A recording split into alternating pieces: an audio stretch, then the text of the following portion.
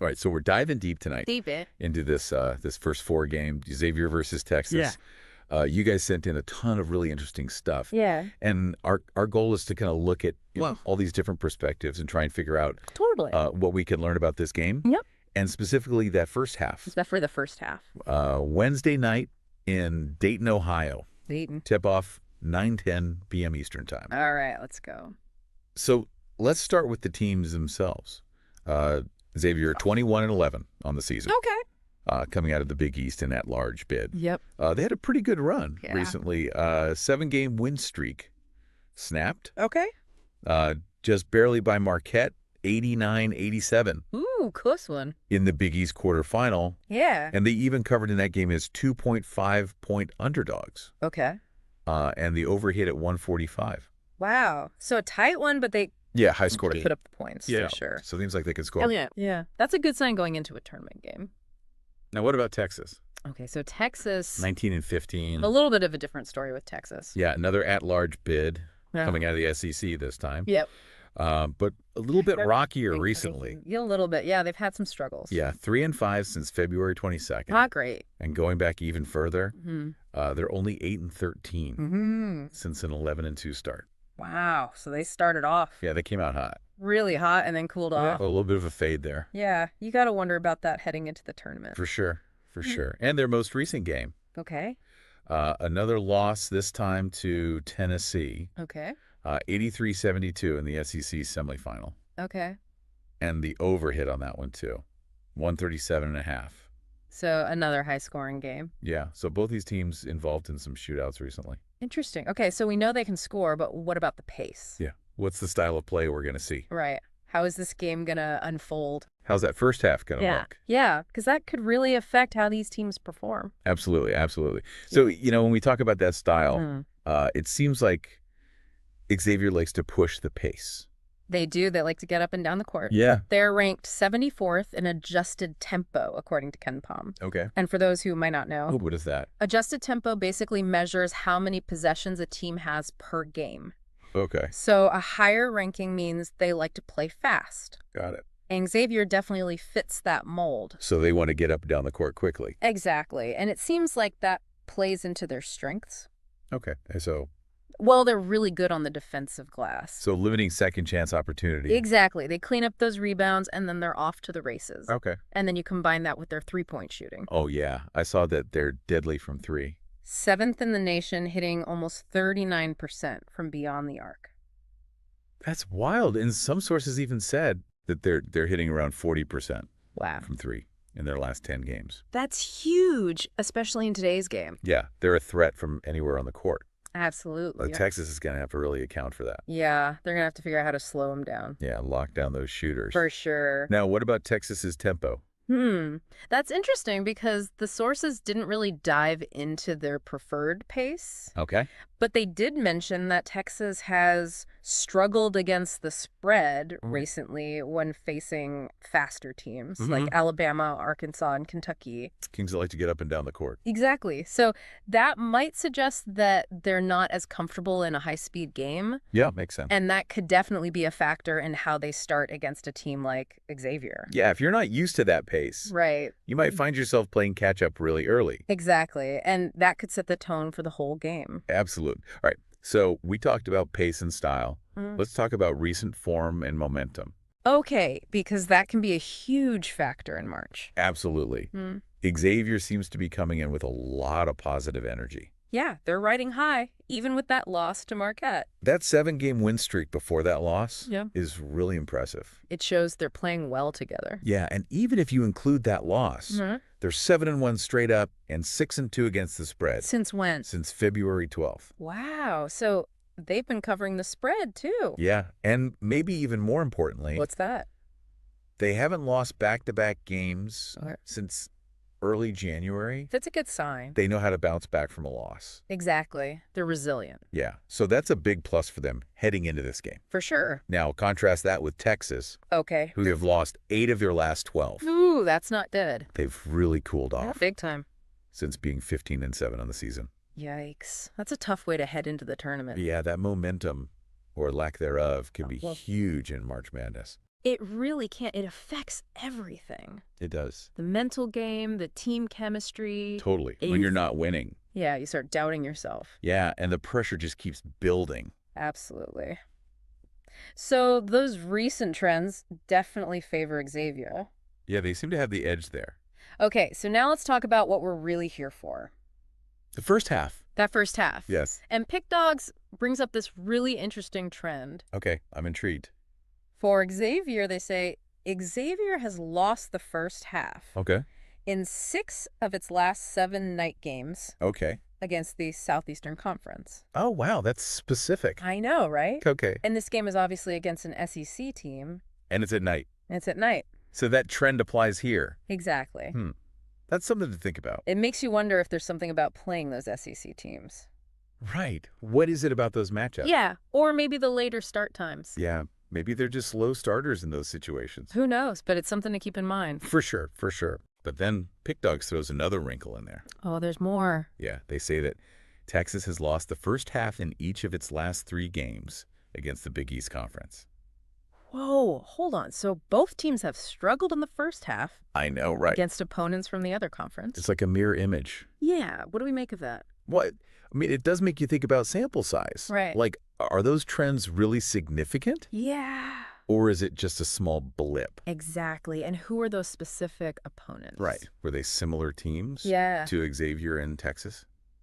That could make a difference. Absolutely. But regardless, it's a really interesting point of tension. It is. You know, you look at Xavier's recent form overall, and you'd think they'd come out strong. Right. But this trend against SEC teams makes you wonder if they might start slow again. Yeah, maybe they're just more cautious early on against SEC teams. Maybe feeling each other out. Exactly, Yeah. especially in tournament setting. Where everything's on the line. Absolutely. So it's a tough one to call. It is. It could really go either way. Okay, so let's move on to players now. Okay. Who are the guys that can really make a difference? Yeah, who are the key players to watch? Especially in that first half. Exactly, because they could really set the tone. For sure. So for Xavier, it seems like Zach Fremantle and Ryan Quanwell are the guys to watch. What can you tell me about them? Well, Fremantle is their leading scorer and rebounder. Okay, so he is a force on both ends of the court. Yep, and he's been on fire recently. Oh, how? Multiple 20-point games in his last few outings. Okay, so he's coming in hot. Yeah, he's definitely a guy Texas needs to keep an eye on. For sure. And then you have Ryan Conwell. What about him? Well, his three-point shooting is just incredible. How good are we talking? He's hitting 41% from beyond the arc. That's amazing. Yeah, and he just had a 38-point game. Whoa. Where he hit 7 threes. Okay, so he can get hot in a hurry. Yeah, if he gets going early, it could be a long night for Texas. Yeah, he could really swing the momentum. Absolutely. All right, what about Texas? Who are their guys? Well, they've got a potential NBA lottery pick. Okay, who's that? Freshman guard Trey Johnson. Okay, a freshman. That's impressive. Yeah, he's their leading scorer. All right, so he can put up points. Yeah, and he can create his own shot. Oh, that's dangerous. Yeah, so even if Xavier's defense is tight, he can still find ways to score. So he's a guy they can rely on. Exactly. And then they have Arthur Kalima, their leading rebounder. Yeah, so he's going to be battling with Fremantle down low. Yeah, he can control the boards and bring a lot of energy to the game. So he's going to be a key factor in the paint. Absolutely. Yeah. Okay, so we've looked at the teams, their styles, their recent form, their key players. What's next? Let's see what the betting market is saying. Okay, because that can give us some insight. Yeah, it gives us an idea of how the experts think the game might play out. So BetMGM has Xavier as the moneyline favorite. Okay. At -160. So they're expected to win. Yeah, with Texas as the underdog at +135. Okay. The point spread is hovering around 2.5 to 3.5 points. In favor of Xavier. Yeah, depending on where you look. Okay. And the over-under for total points is 151.5. So a relatively high total. Yeah, which makes sense. Yeah, given their recent high-scoring games. Exactly. All right, so the odds makers seem to think it's going to be a close game. A close, high-scoring game. Exactly. With Xavier having a slight edge. Probably because of their recent form. Yeah, and their offensive firepower. Right. Now, what about the expert predictions? Yeah, what are the experts saying? Well, most of them are focusing on the overall game outcome. Okay. Not specifically the first half. Makes sense. One source predicts a 79-74 victory for Xavier. Okay, so a close win for the Musketeers. Yeah. Another source suggests there might be value in betting on Texas to cover the spread. Okay, so they think it'll be even closer than the odds suggest. Yeah, maybe even an upset. Possibly. And the SportsLine model leans towards the over. Okay, so they agree that it'll be a high-scoring game. Yeah, and they also think one side of the spread will hit well over 60% of the time. Interesting. But they don't say which side. Right. They're keeping that one close to the vest. Smart. So a lot of different opinions out there. Yeah, as we'd expect in a close matchup like this. Okay, so beyond the big picture stuff, are there any little details or nuggets? Oh, I love those. Yeah. The little things that could make a difference. Exactly. They could give us a clue about the first half. All right, let's hear it. Well, one thing that stands out is Xavier's free throw shooting. Okay. They're ranked 6th nationally. Wow. At over 79%. That's huge, especially in a close game. Especially in a tournament game. Where every point matters. Exactly. So if this game is close and there are a lot of fouls. Which there very well could be. Yeah, Xavier could really benefit. Yeah, those free throws could be the difference. Absolutely. And another thing to consider is the location. Dayton, Ohio? It's relatively close to Xavier's home in Cincinnati. Oh, that's interesting. Yeah, so they might have a bit of a home court advantage. Even though it's a neutral site? Exactly. Yeah, that could play a factor, especially early in the game. Yeah, their fans might bring that energy. For sure, and that can really boost a team. Absolutely. Okay, now, are there any potential downsides for Xavier? Well, one source mentioned that they've struggled recently at neutral venues. Really? Yeah, they've lost 3 of their last 4 games at those sites. That's interesting. Yeah, so maybe they don't adjust as well to playing outside their home arena. Maybe they need a little time to get comfortable. Could be. They're also missing a couple of players due to injury. Oh, who's out? Lucina Traore and Trey Green. Okay, are those significant losses? Whoa. It's hard to say from the sources how much it'll impact them specifically in the first half. Yeah, we'd need more information on their roles and how they've been playing recently. Exactly. Okay, now what about Texas? Yeah. Are there any factors that could help them? Well, they have a really strong record Okay. against non-conference opponents. How strong? They've won 11 of their last 12 Okay. against teams outside the SEC. Okay, so they've been dominant against non-conference competition. Exactly.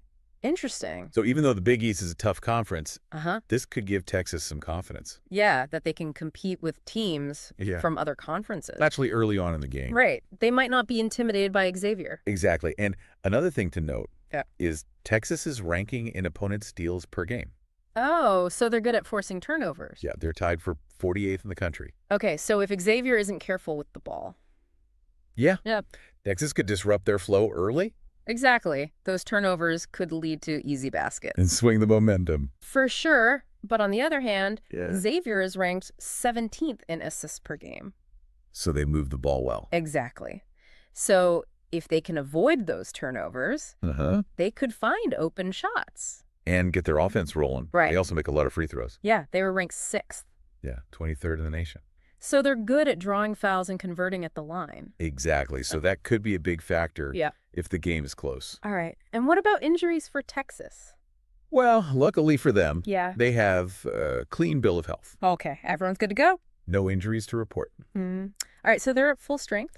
Yeah. So to sum all that up, we have a really interesting mix of factors here. We do. Xavier likes to play fast. Yep. And they've been scoring a lot of points recently, but they've struggled in the first half. Against SEC teams at night. Exactly. Yeah. Texas, on the other hand, has been struggling overall, but they've historically done well against non-conference opponents, and they're good at forcing turnovers. It's a tough one to call. It really is. Yeah. And those first half trends make it even more unpredictable. They really do. So focusing on the first half specifically, Xavier's tempo and recent success, along with Texas's struggles against faster teams, seem to suggest that Xavier might have an early edge. Yeah, I could see that happening. But then again, Texas has that history of winning non-conference games. Right. And we can't ignore those first half trends. No, we can't. So it's really a toss-up. It is. It's going to come down to which team can impose their style and execute their game plan. Exactly. Yeah. So for you, the listener, what do you think? What's your gut feeling? Given all this information, do you lean towards Xavier's tempo and recent form as the deciding factor in the first half? Or do you think Texas is historical success against non-conference opponents. Or their opponent's specific record against the SEC will be more important. It's a tough question. It is. And I think that's what makes this game so fascinating. Absolutely. There's a lot to consider. Yeah, a lot of layers to unpack. And, if you really want to dive deep, you could look at the team stats. Yeah. Compare first half scoring margins. Ooh, that's a good idea. Maybe even look at individual player prop bets. Oh, yeah. For those key contributors we talked about. For sure. There's a ton of information out there. Yeah. If you want to really dig in. So do your research. Yep. Make your picks. And enjoy the game. And enjoy the madness. It's going to be a good one. Thanks for joining us for this deep dive. Yeah, this was fun. We'll see you next time.